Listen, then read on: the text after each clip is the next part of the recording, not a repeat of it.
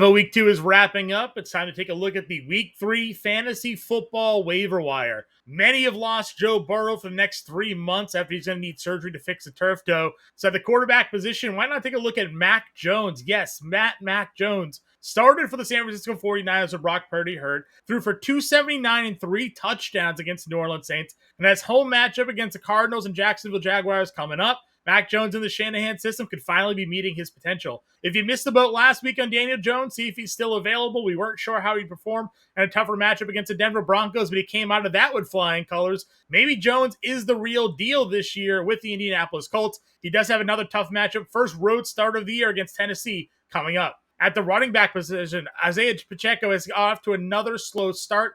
Kareem Hunt hasn't looked great either, but we know he has familiarity with this Andy Reid system. They trust him, and he was the better back to finish out last season. And then with the Austin Eckler injury in Washington, Chris Rodriguez has been healthy and active the first 2 weeks, but he could finally see some playing time.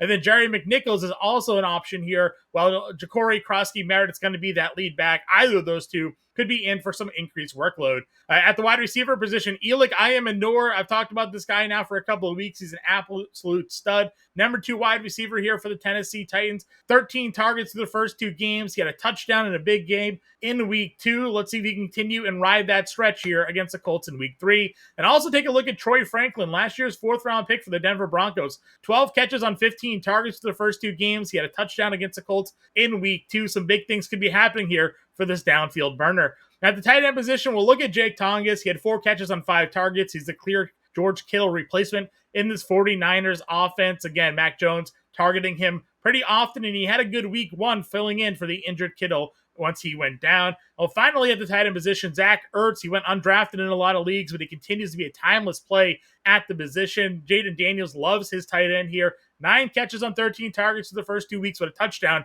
in each of those matchups. Those are your week 3 waiver wire looks, everybody. Good luck. Let's dominate those leagues.